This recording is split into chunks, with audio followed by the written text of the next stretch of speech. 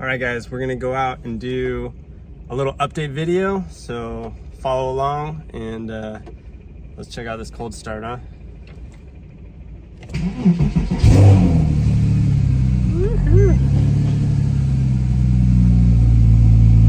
All right, let's go. All right, gotta get the camera gear out and my creative little setup here, my stool and my tripod mount. Give you guys an update here. Hey guys, all right, we are situated. We are at one of my favorite places in Eagle, Idaho, the Eagle Mountain Bike Park. They've got jumps, trails, hiking paths, like freestyle stuff.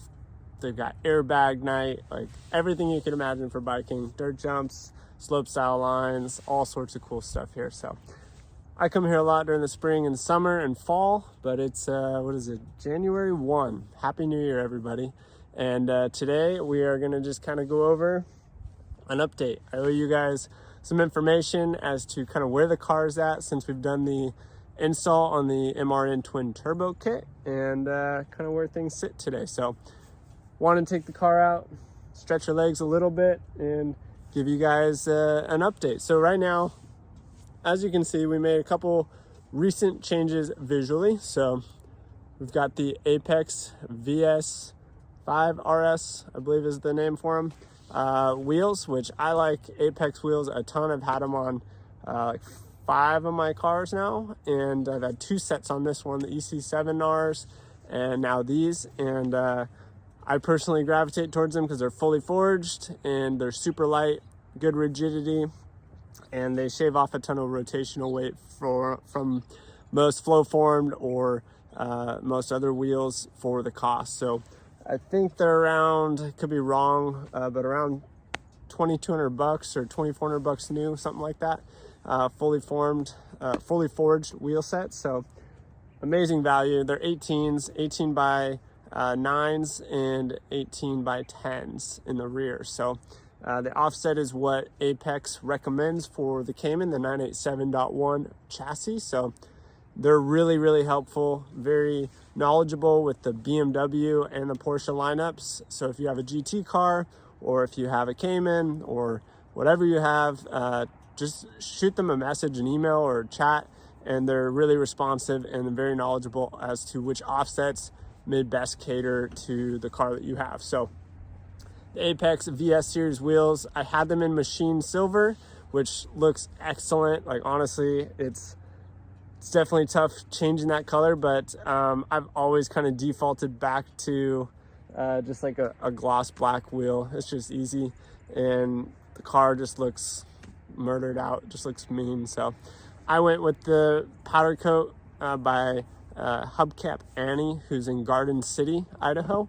So they do a ton of cool cars. They've got some sick exotics they do work on, to work trucks, like literally everything under the sun. And so they hooked me up, did it in like a day and a half, and the work looks excellent so far. So no complaints there.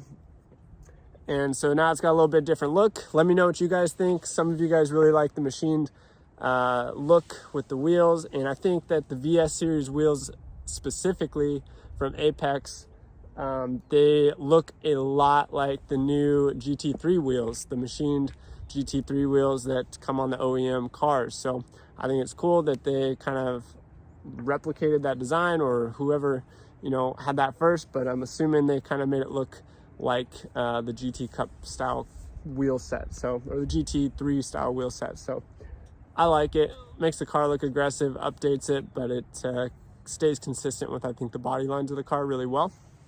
And then let's see, so I took the rear wing off. I had the ducktail from Getty. It's a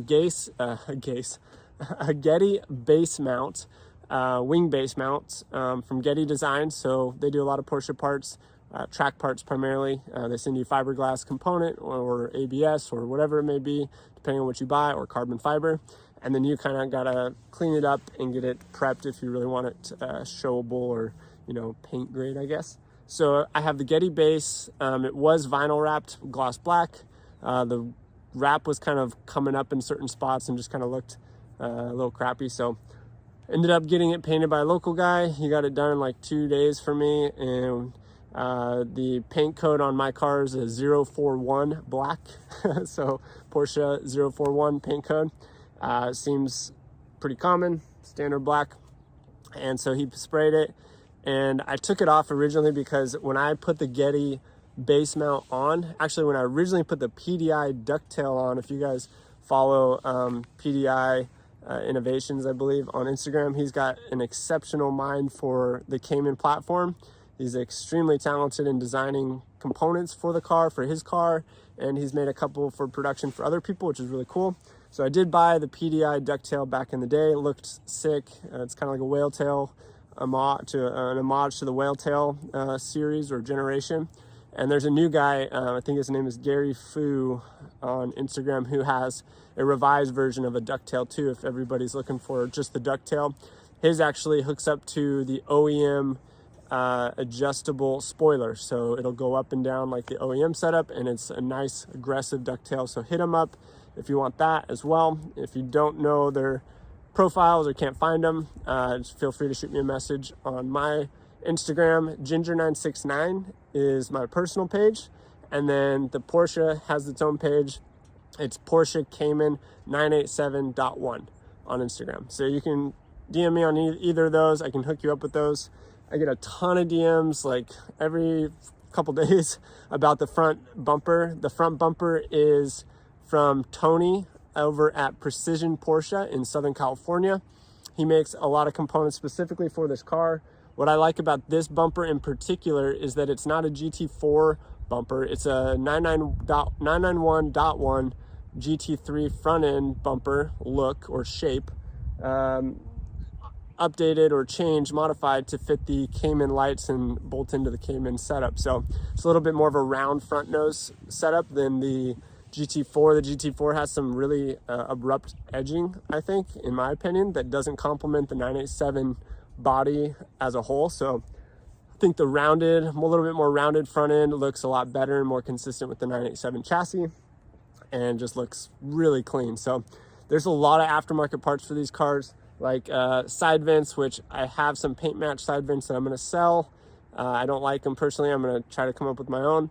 And then the wings, obviously, there's fenders, Getty fenders, fender flares, which I also have sitting in my shed that I'm going to sell as well, fiberglass. So if you want those, let me know, or the side vents, shoot me a DM.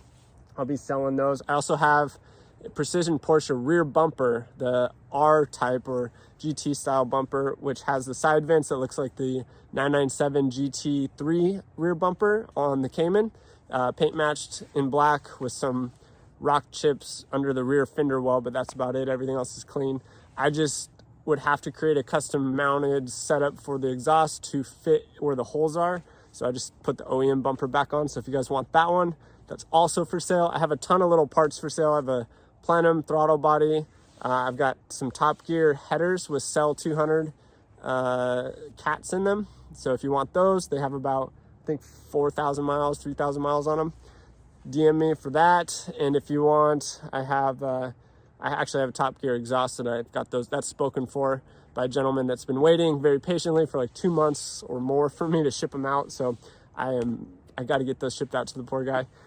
So that's kind of where the car's at. But what I'm getting at is there's a lot of parts for these cars aftermarket that you can find for fiberglass or ABS or carbon composite stuff.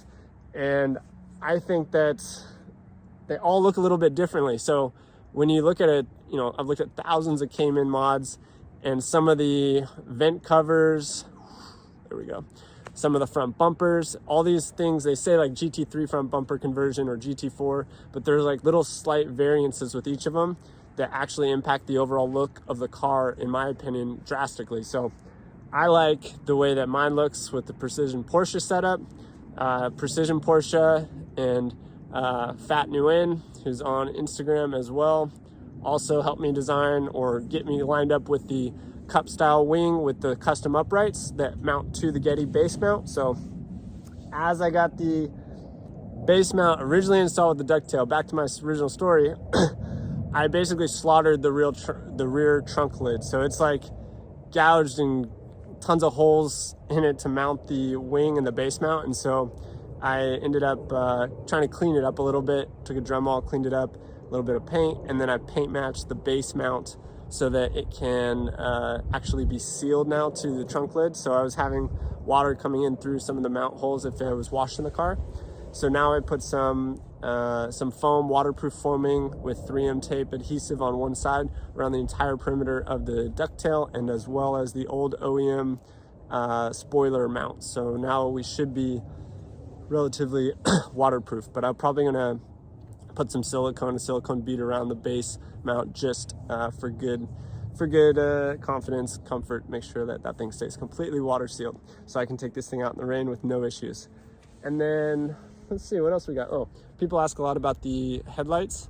They have a strip of vinyl, gloss black vinyl wrap around them just to kind of bring it up. I like the look of this better than the OEM, the little silver slat, cross slat look. So excuse me. And so I think that kind of brings it up a little more modern looking as well. The car's a little dirty right now, so don't mind it, and the sun's directly on it, but we'll get her cleaned back up here when I have some time. What else? Oh, we got the MRN twin turbo kit. Let me go ahead. I'll actually take us around to that side of the car and we'll talk a little bit about that kit. All right, so the twin turbos, you can actually see them hanging under the rear fender and some of the downpiping stuff. So I don't have the bumperettes in the car anymore, and I've actually left them off. I think it looks kind of cool being able to see everything going on behind the bumper, but maybe some people put that back on. I like it the way it is right now. Maybe I'll put a little strip around it to clean it up, or shave those off so that it's a little more of a clean line around the plate. But yeah, the MRN twin turbo kit. So basically we put that on, I don't know, probably 4 or 5 months ago now.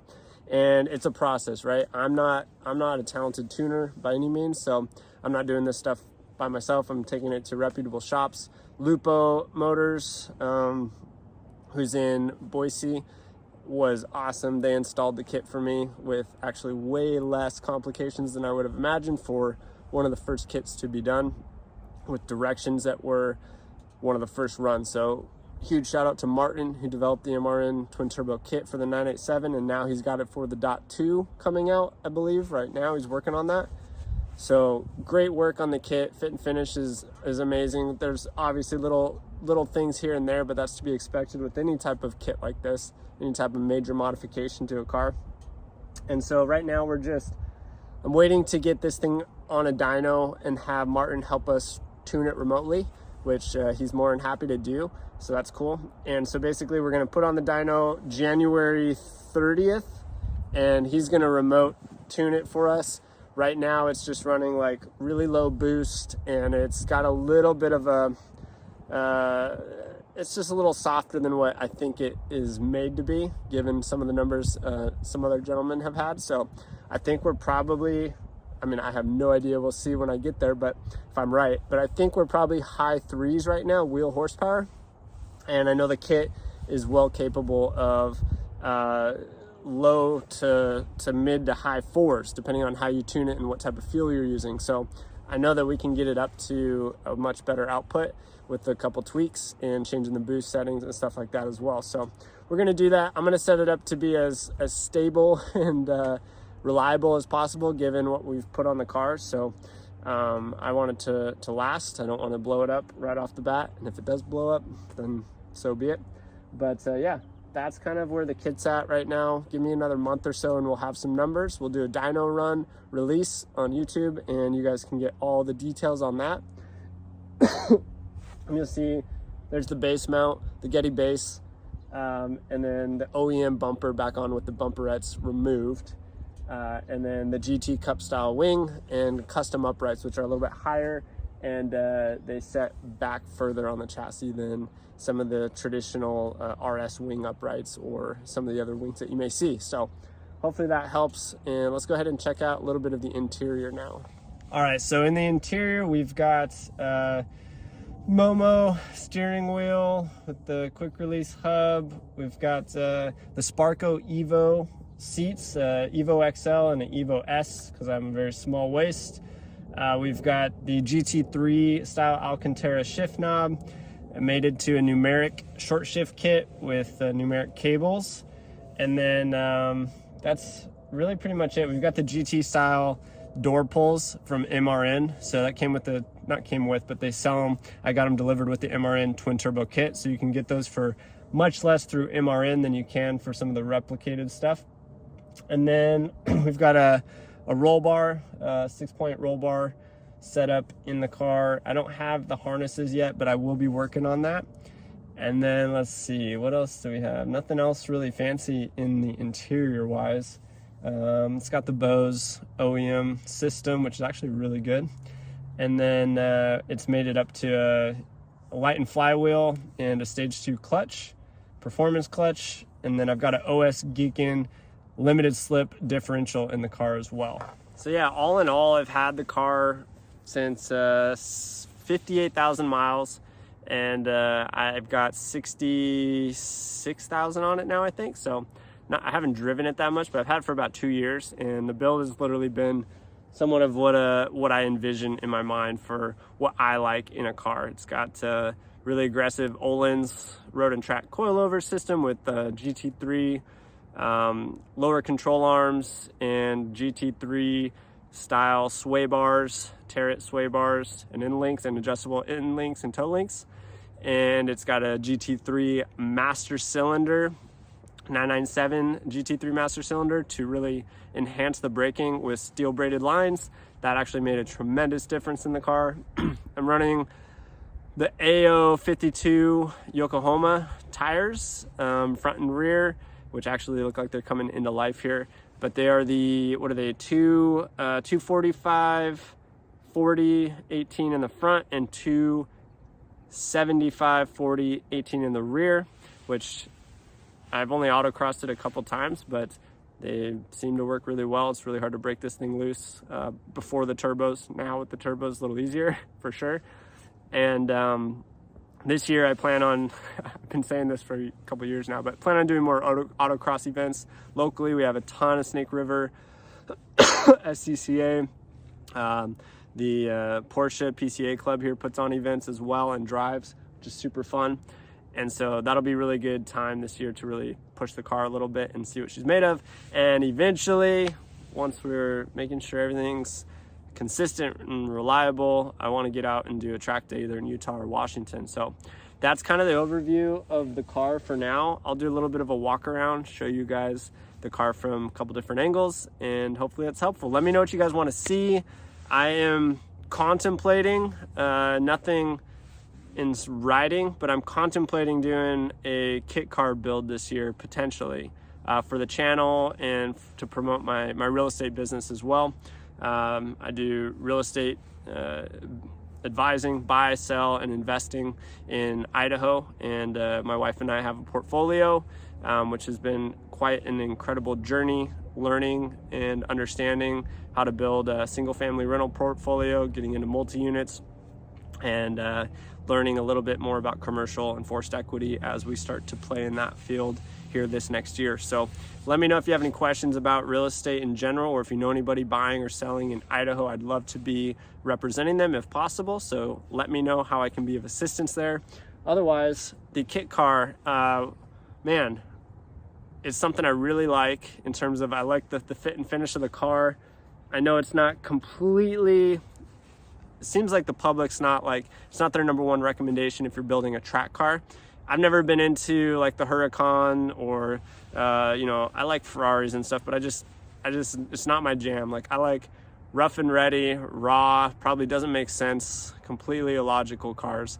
And this car would definitely fit the bill there. And there's a gentleman who builds them on the East Coast. So if you guys have any ideas of what I may be alluding to, let me know your thoughts and any ideas you may have for color schemes and setups. So yeah, let's go ahead and do a walk around and then we'll sign off. So thanks for watching, thanks for subscribing, and thanks for engaging on Instagram and YouTube and Facebook. It's been really cool getting to meet all you guys, and hopefully I can grow this channel in some time here. We'll start with a little side profile shot, and don't mind my shadow. We'll just kind of walk around and check out all the angles.